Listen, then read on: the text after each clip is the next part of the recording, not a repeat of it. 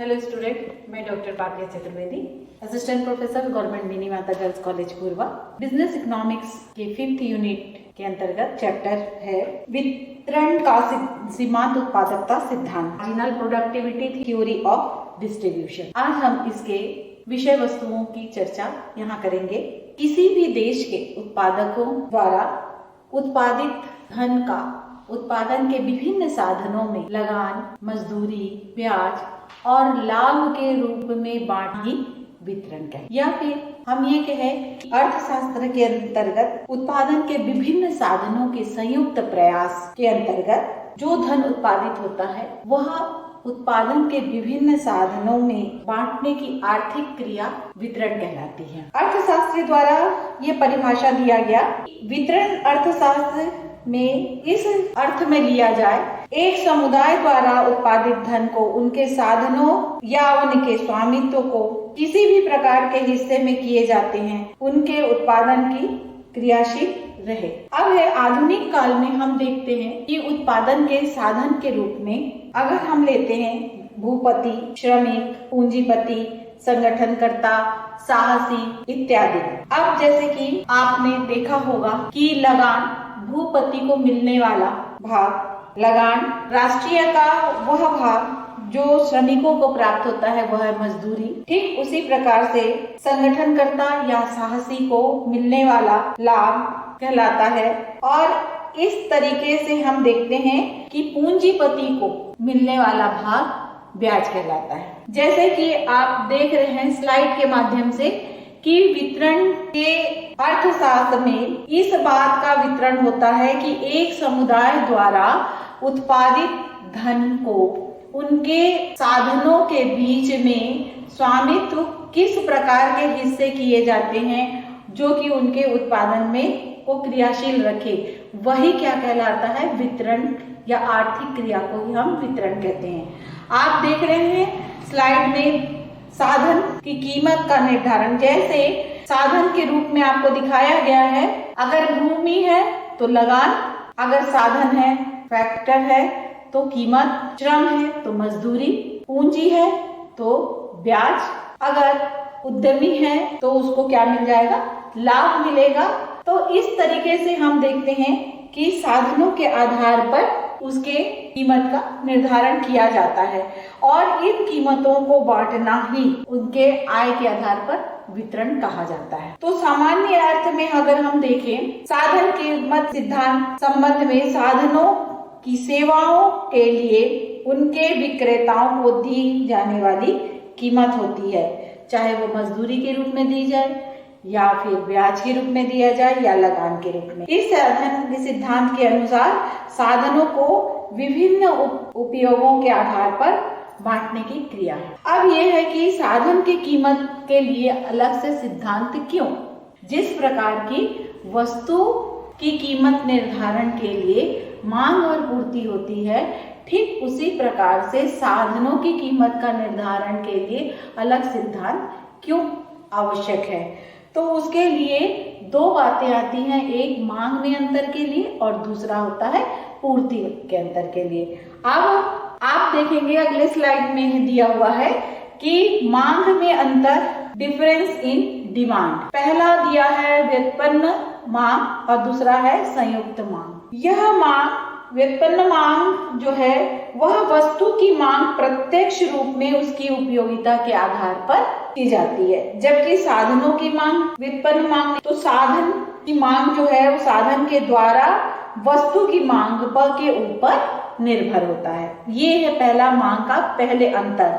दूसरा है संयुक्त मांग, अर्थात उत्पादन के साधनों को मांग संयुक्त रूप में की जाती है, अर्थात उत्पादन करने के लिए कई साधनों की संयुक्त रूप से आवश्यकता पड़ती है, केवल एक साधन के द्वारा उत्पादन संभव नहीं होता। तो ऐसे स्थिति में जैसे मान लीजिए कि पेन का उत्पादन करना है, करने के लिए श्रम की भी आवश्यकता, पूंजी की भी आवश्यकता, साहस की भी आवश्यकता, भूमि की भी आवश्यकता।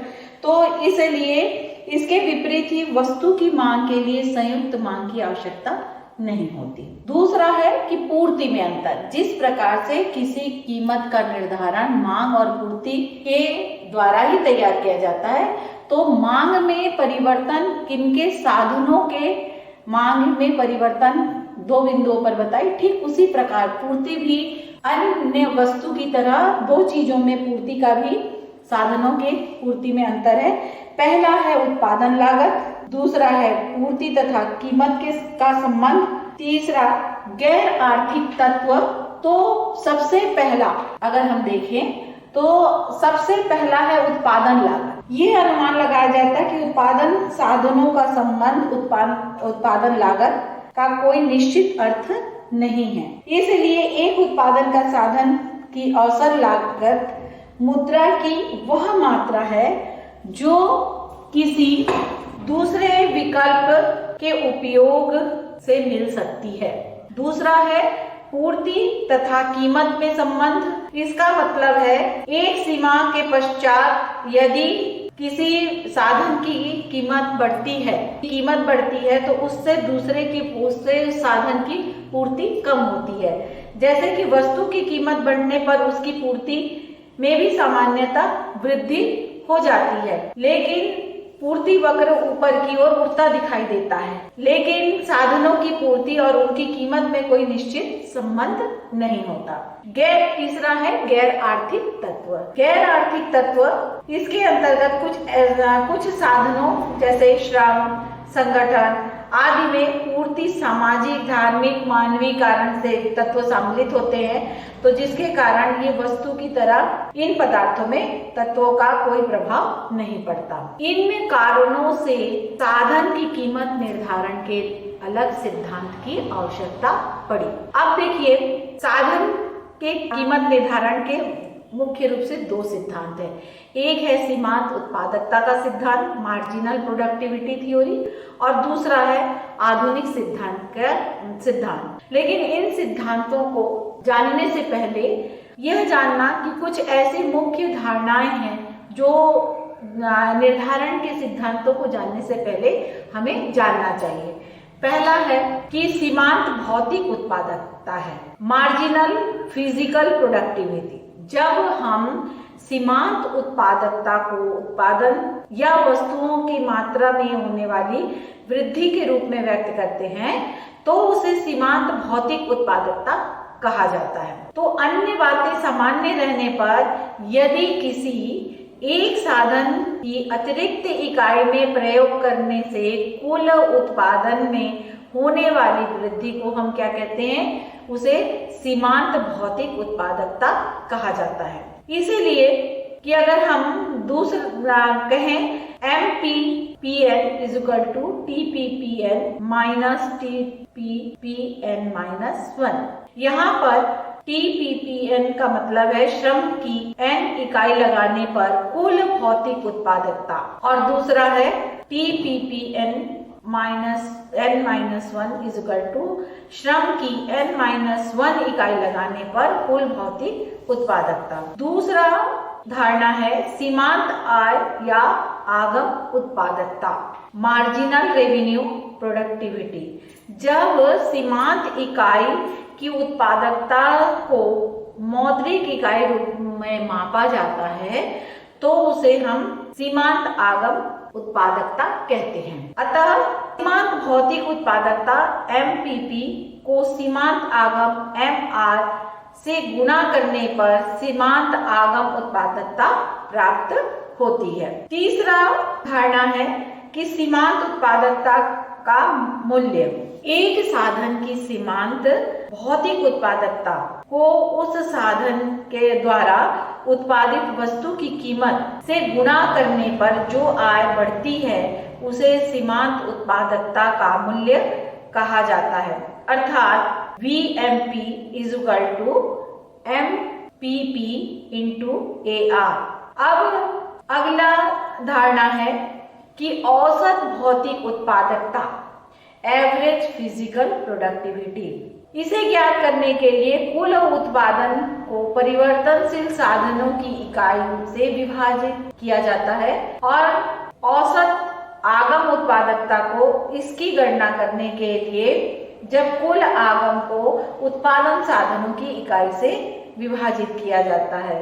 तो इसका तात्पर्य ये है सिद्धांत को अध्ययन करने के पहले हमारा 4-5 धारणाएं, जैसे सीमांत भौतिक उत्पादकता, सीमांत आय या आगम उत्पादकता, फिर है सीमांत उत्पादकता का मूल्य, औसत भौतिक उत्पादकता और औसत आगम उत्पादकता, जिसे हम कहते हैं एवरेज रेवेन्यू प्रोडक्टिविटी। ठीक है, इसके आगे अब हम देखेंगे कि साधन कीमत निर्धारण के सिद्धांत। पहला है सीमांत उत्पादकता का सिद्धांत। वितरण का सीमांत उत्पादकता सिद्धांत, marginal productivity theory of distribution. इसके अंतर्गत आय वितरण के सीमांत उत्पादकता सिद्धांत के अनुसार दीर्घकाल में पूर्ण प्रतियोगिता की अवस्था में उत्पादन के साधनों को प्रवृत्ति सीमांत उत्पादकता के बराबर वास्तविक आय प्राप्त करने की होगी। इस सिद्धांत में सामान्य कथन ये है कि सीमांत उत्पादकता का सिद्धांत यह बताता है कि एक साधन की कीमत उसकी उत्पादकता पर निर्भर होती है तथा वह सीमांत उत्पादकता द्वारा निर्धारित भी होती है। दो बातें आती हैं, कीमत के आधार पर उनकी सीमांत उत्पादकता क्यों होती है, और यह मान ले कि उत्पादकता का आधार है तो यह आधार सीमांत उत्पादकता पर क्यों होता है, औसत उत्पादकता पर क्यों नहीं होता। तो ऐसे समय पर इन दो प्रश्नों का उत्तर हम खोजने जाएं तो सबसे पहला आता है व्युत्पन्न मांग, इसको कहते हैं ड्राइव डिमांड। जहां तक इस प्रश्न का संबंध है कि साधनों की कीमत का आधार उत्पादकता ही क्यों, तो इससे उत्तर अगर हम खोजें तो इसका कारण है कि उत्पत्ति साधनों की व्युत्पन्न मांग, जैसे कि हमने पहले ही बताया, व्युत्पन्न मांग पर आधारित होती है। व्युत्पन्न मांग का तात्पर्य क्या है कि उत्पादन के साधनों की मांग उस वस्तु की मांग से निकलती है जिस वस्तु के निर्माण में वह साधन सहायक होता है। उपभोग की जाने वाली वस्तु की भांति उत्पादन साधन भी प्रत्यक्ष रूप में उसके उपयोगी तो नहीं होते, अप्रत्यक्ष रूप से वह प्रत्यक्ष रूप से नहीं करता, लेकिन अप्रत्यक्ष रूप से वह उसे संतुष्ट करवाता है। अतः इन साधनों की मांग उस वस्तु की मांग पर निर्भर होती है जिनके उत्पादन में यह सहयोग करता है। तो इस सिद्धांत के अनुसार अगर हम देखते हैं तो उत्पादन के साधनों की कीमत उसकी सीमांत उत्पादकता के अनुसार चुकाई जाती है, और दूसरी बात आती है कि किसी साधन की कीमत उसी सीमांत उत्पादकता से कम होती है जो फर्म को लाभ होने के कारण वह साधन की अतिरिक्त इकाई काम में लेती है।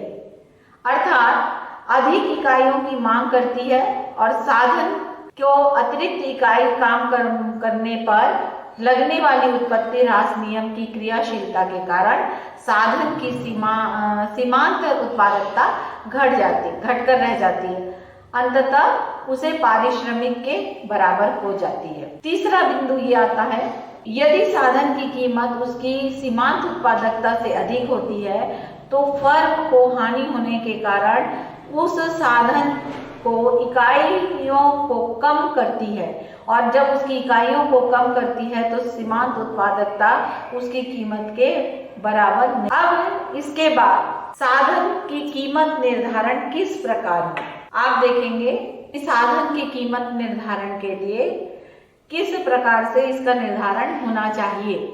एक है उद्योग की दृष्टि से, दूसरा है फर्म की दृष्टि से। पूर्ण प्रतियोगिता की अवस्था में साधन कीमत के उपयोग द्वारा निर्धारित की जाती है।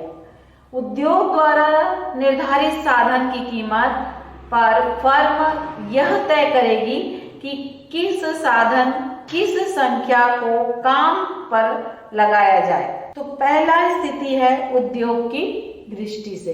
उद्योग की दृष्टि से सीमांत उत्पादकता सिद्धांत का विश्लेषण, analysis of marginal productivity theory from the point of view of an industry. पूर्ण प्रतियोगिता की स्थिति में साधन की कीमत उद्योग द्वारा निर्धारित होती है। साधनों के संतुलित कीमत पर उस स्तर पर निर्धारित किया जाता है जिन पर उसकी मांग और पूर्ति बराबर हो। सीमांत उत्पादकता सिद्धांत पूर्ण रोजगार की मान्यता पर आधारित होती है, फलतः वहां साधन की पूर्ति को स्थिर माना जाता है।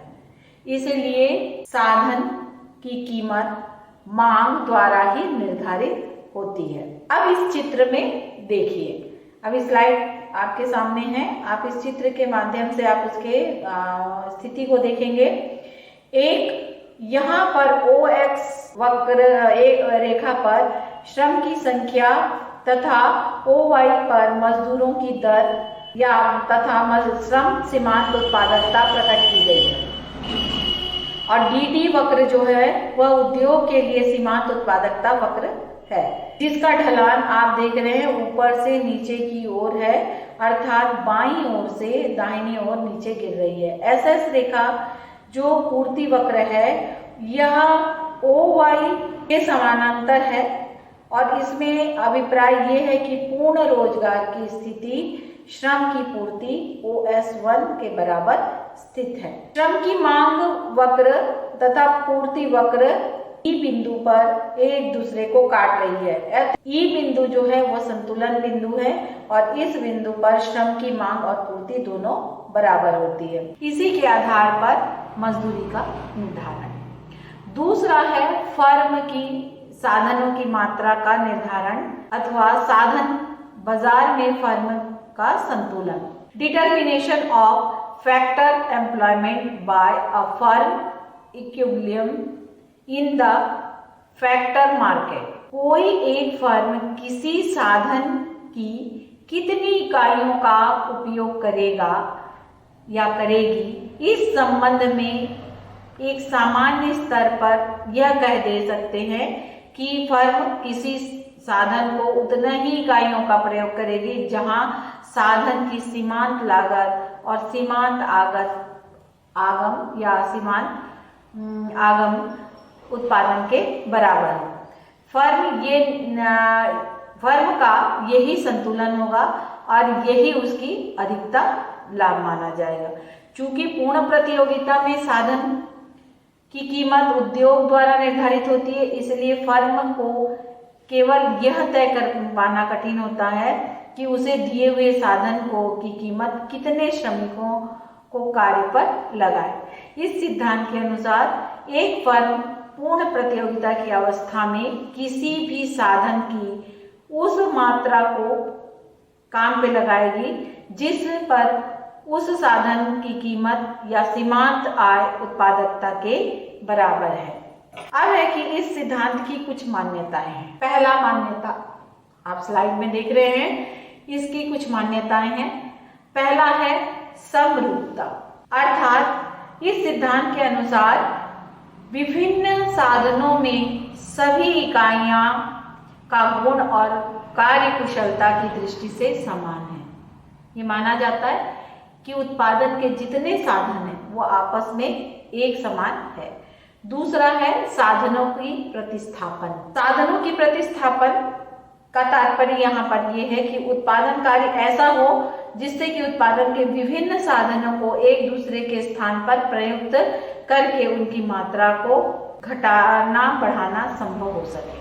तीसरा है पूर्ण प्रतियोगिता, परफेक्ट कंपटीशन। इस सिद्धांत में ये मान लिया जाता है कि साधन बाजार में पूर्ण प्रतियोगिता की ही स्थिति होती है। चौथा है पूर्ण रोजगार। यह सिद्धांत यह मानता है कि पूर्ण रोजगार की स्थिति पाई जाती है। साधनों की गतिशीलता। इस सिद्धांत में यह भी मान लिया जाता है कि उत्पत्ति के विभिन्न साधनों में पूर्ण गतिशीलता पाई जाती है। एक स्थान से एक साधन एक स्थान से दूसरे स्थान पर, एक व्यवसाय से दूसरे व्यवसाय में या एक फर्म से दूसरे फर्म में आसानी से जा सकते हैं। फिर अगला मान्यता यह है कि रासमान प्रतिफल नियम की क्रियाशीलता। यह सिद्धांत रासमान प्रतिफल नियम पर आधारित होती है, अतः यह सिद्धांत उसी उद्योग विशेष पर लागू होता है जिसमें रासमान प्रतिफल नियम क्रियाशील हो। फिर है दीर्घकालीन में लागू होना। यह सिद्धांत दीर्घकाल में लागू होता है। अब हम देखेंगे कि यह सिद्धांत की मान्यताओं के आधार पर हमने सिद्धांत को समझने का प्रयास किया। अब इस सिद्धांत की कुछ आलोचनाएं आप स्लाइड में देख रहे हैं। पहला है अवास्तविक मान्यताएं, अविभाज्य साधन, एक रूपता का अभाव। अवास्तविक मान्यताएं मतलब सीमांत उत्पादकता का सिद्धांत कई अवास्तविक मान्यताओं पर, जैसे पूर्ण प्रतियोगिता होना, पूर्ण गतिशील होना, पूर्ण रोजगार, ये अवास्तविक मान्यता है। दूसरा है अविभाज्य साधन, अर्थात सीमांत उत्पादकता के सिद्धांत पर यह मान लिया जाता है कि मान्यता है कि वास्तविक नहीं होते, कि साधनों को छोटे छोटे भागों में विभाजित किया जा सकता है। यह मान लिया जाता है, जो कि कठिन महसूस होता है। अगला है आलोचना के रूप में एक रूपता का अभाव। इस सिद्धांत के का अगर हम देखें तो एक रूपता का अभाव होता है। उत्पादन के साधनों की गतिशीलता, सीमांत उत्पादकता को ज्ञात करना कठिन, अपूर्ण एवं एक पक्षीय सिद्धांत। सीमांत उत्पादकता को ज्ञात करना कठिन है। किसी भी वस्तु के उत्पादन की किसी एक उत्पादन इकाई के अतिरिक्त उपयोग से होने वाले परिवर्तनों का ज्ञात करना कठिन हो जाता है। फिर है यह एक पक्षी है। ये माना जाता है कि पूर्ति का पक्ष को पूर्णता उपेक्षा की गई है, केवल यह सिद्धांत केवल मांग पर आधारित है। अगला, यह सिद्धांत समाज में धन के वितरण में असमानता पर का समर्थन करती है। अंतिम है रोजगार स्तर और साधन कीमत में संबंध को गलत निष्कर्ष दिया गया है। ये कुछ इस सिद्धांत की आलोचनाओं के रूप में लाई गई। अगला है अपूर्ण प्रतियोगिता में लगान कीमत का निर्धारण। जैसा कि हम जानते हैं कि वितरण का सीमित उत्पादकता सिद्धांत सामान्यतः बाजार के पूर्ण प्रतियोगिताओं की मान्यता पर ही आधारित होती है। तो जब बाजार में अपूर्ण प्रतियोगिता होती है तो या अथवा क्रय एकाधिकार की स्थिति होती है, तब साधनों की कीमत किस प्रकार निर्धारित होगी। साधन बाजार में जब क्रय एकाधिकार होती है तो ऐसी स्थिति में साधनों को खरीदने वाली फर्म का साधन बाजार के एकाधिकार अथवा वह अकेला क्रेता होता है, और जिसके कारण वह अपने बाजार की क्रियाओं का कीमतों को प्रभावित करता है। वह इस कीमत को कम या अधिक कर सकता है। अब देखिए यहाँ पर इस प्रकार अपूर्ण प्रतियोगिता की अवस्था में श्रमिक का शोषण होगा, क्योंकि जो औसत मजदूरी दी जाएगी वह साधन के कीमत के बराबर होगी, और औसत मजदूरी से सीमांत उत्पादकता अधिक होने के कारण श्रमिकों की सीमांत उत्पादकता से कम मजदूरी मिलेगी। इस रेखा चित्र के द्वारा समझाया गया है। OX अक्ष पर श्रमिकों की संख्या और OY पर उत्पादकता और मजदूरी प्रकट किया गया है। MW सीमांत मजदूरी वक्र है और AW औसत मजदूरी वक्र है। MRP सीमांत आय उत्पादकता वक्र है तथा ARP औसत आय उत्पादकता वक्र है। अब देखिए कि एक उद्यमी श्रमिकों की उस संख्या को रोजगार प्रदान करेगा जिस पर सीमांत मजदूरी तथा सीमांत उत्पादकता अर्थात MW और MRP बराबर होगी। ई बिंदु पर फर्म संतुलन अवस्था को दिखा रहा है, क्योंकि ई बिंदु पर MW और MR दोनों क्या है, बराबर। अब देखिए EW, आप रेखा चित्र को अच्छे से देखिए, जहां पर ई बिंदु है वहां पर MW और MRP दोनों बराबर है। तो इस अवस्था में उद्यमी ON श्रमिकों को रोजगार देगा।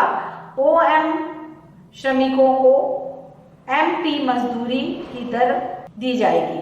तो जैसा कि औसत मजदूरी वक्र है AW जो P बिंदु से ज्ञात होता है, इस तरीके से OM मजदूरी को उनकी सीमांत उत्पादकता EM से कम PM मजदूरी मिलेगी। तो उद्यमी E minus PM is equal to EP अर्थात प्रति श्रमिक लाभ होगा। संक्षेप में हम कह सकते हैं कि एक उत्पादन के साधन की कीमत पूर्ण प्रतियोगिता की सीमांत आय उत्पादकता MRP के बराबर होगी, परंतु अपूर्ण प्रतियोगिता की अवस्था में यह सीमांत आय उत्पादकता से कम होगी। इसका मतलब है कि अपूर्ण प्रतियोगिता की स्थिति में साधन का शोषण होगा। तो इस तरीके से आज हमने वितरण का सीमांत उत्पादकता सिद्धांत के अंतर्गत वितरण का अर्थ, साधन की कीमत सिद्धांत क्या है, साधन के कीमत सिद्धांत कौन कौन से हैं, उसके अंतर्गत आज हमने अध्ययन किया साधन के कीमत निर्धारण में वितरण का सीमांत उत्पादकता सिद्धांत। अगली कक्षा में हम आधुनिक वितरण का आधुनिक सिद्धांत का अध्ययन करेंगे। इसके साथ ही आज यहाँ समाप्त करें।